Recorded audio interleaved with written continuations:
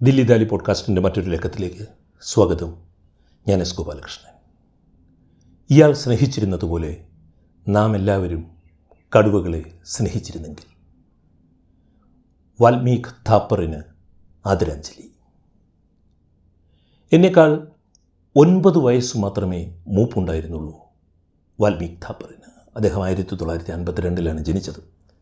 പക്ഷേ കടുവ എന്ന മൃഗം ഉണ്ടായ കാലം മുതൽക്ക് തന്നെ, ചിരപുരാതന കാലം മുതൽക്ക് തന്നെ നമുക്കിടയിൽ ജീവിച്ചിരുന്ന ഒരാളാണ് വാൽമീക് ഥാപ്പർ എന്ന ഒരു പ്രതീതി കടുവയുമായി ബന്ധപ്പെട്ട് അദ്ദേഹം ജനസമൂഹത്തിൽ ഉണ്ടാക്കിയിരുന്നു. ഇന്ത്യ കണ്ടിട്ടുള്ള ഏറ്റവും വലിയ കടുവാ സ്നേഹികളിൽ ഒരാളാണ് ഇപ്പോൾ 2025 മെയ് 31 അന്തരിച്ചിരിക്കുന്നത് 73-ാമത്തെ വയസ്സിൽ. ഇണക്കിളികളിൽ ഒന്നിനെ കൊല്ലരുതേ മാ നിഷാദ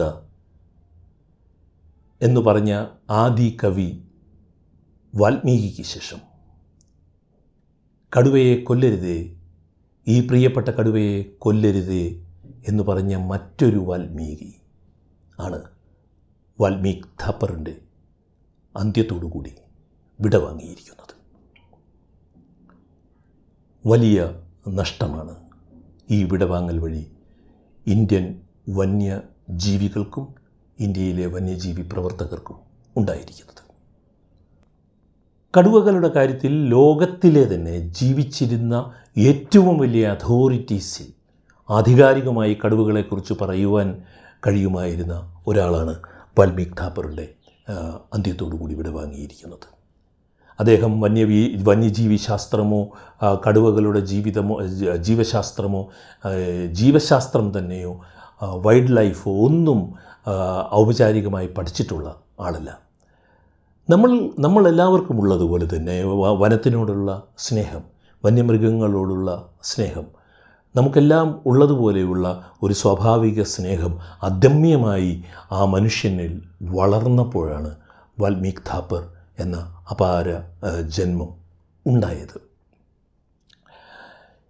എൻ്റെ വ്യക്തിപരമായ ജീവിതത്തിലെ ഒരു ഉദാഹരണം മാത്രം ഞാൻ പറയാം. 2 കൊല്ലങ്ങൾക്ക് മുമ്പ് ജിം കോർബറ്റ് നാഷണൽ പാർക്കിൽ 3 ദിവസവും രാത്രിയും ഞങ്ങൾ താമസിച്ചിരുന്നു. ഞാനും റീനയും അതുപോലെ തന്നെ ഒരു കുടുംബവും കൂടി ഞങ്ങളുടെ കൂടെ ഉണ്ടായിരുന്നു. ആ കുടുംബത്തിലെ 7 വയസ്സുകാരനായ അങ്കദ് എന്ന് പറയുന്ന ഒരു ബാലൻ ഞങ്ങളുടെ കൂടെ ഉണ്ടായിരുന്നു. അപ്പോൾ എല്ലാ ദിവസവും രാവിലെയും വൈകുന്നേരവും ജീപ്പിൽ വനത്തിലേക്ക് പോകുന്ന സമയത്ത് ഈ അങ്കദ് എന്ന് പറയുന്ന 7 വയസ്സുകാരൻ വാൽമീക് ഥാപ്പറിൻ്റെ പുസ്തകത്തിലെ കടുവകളെക്കുറിച്ചുള്ള വസ്തുതകൾ, വിവരണങ്ങൾ, അനുഭവങ്ങളെല്ലാം അങ്കദ് വളരെ ആവേശത്തോടുകൂടി ഈ ജിം കോർബറ്റ് നാഷണൽ പാർക്കിൻ്റെ വനാന്തരത്തിലൂടെ പോകുന്ന സമയത്ത് ജീപ്പിലിരുന്ന് ഞങ്ങളോട് സംസാരിച്ചിരുന്നത് ഞാൻ ഓർക്കുകയാണ്.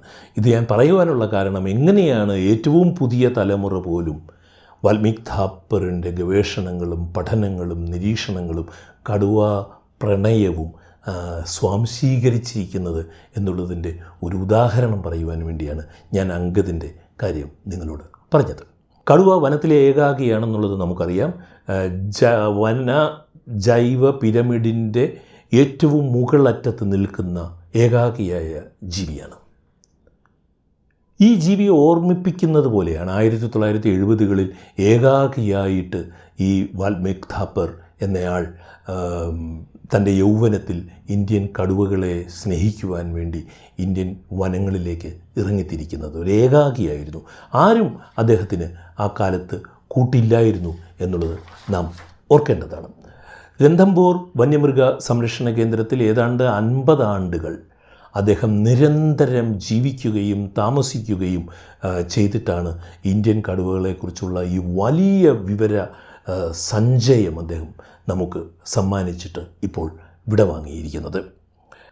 രൺഥംബോറിലെ വനവാസികളെയും പ്രാദേശിക ജനവിഭാഗങ്ങളെയും എല്ലാം ഉൾപ്പെടുത്തിക്കൊണ്ട് മാത്രമേ ആ പ്രദേശത്തെ കടുവാ സംരക്ഷണം സാധ്യമാകൂ എന്ന് തിരിച്ചറിഞ്ഞ് അത്തരം പ്രവർത്തനങ്ങൾ സർക്കാരുകളെ കൊണ്ട് ചെയ്യിച്ചു എന്നുള്ള വലിയ സംഭാവന കൂടി വാൽമീക് ഥാപ്പറിൻ്റേതായിട്ടുണ്ട്.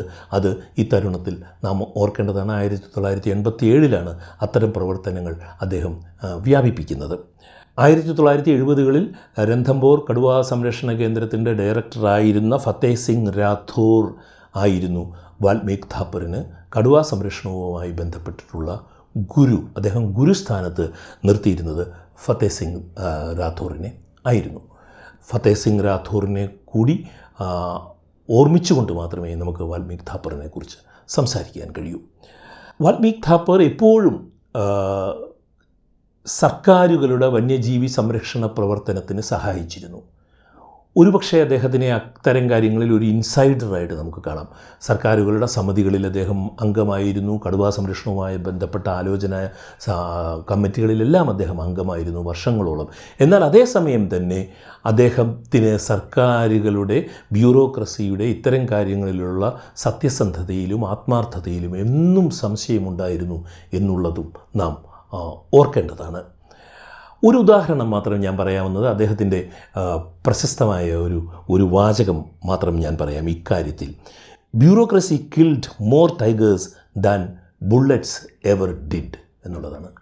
വെടിയുണ്ടകൾ കൊന്ന കടുവകളേക്കാൾ കൂടുതൽ കടുവകളെ കൊന്നത് ഇന്ത്യയിൽ ബ്യൂറോക്രസിയാണ് എന്നുള്ളതാണ് വാൽമീക് ഥാപ്പറുടെ വളരെ പ്രധാനപ്പെട്ട ഒരു അഭിപ്രായം.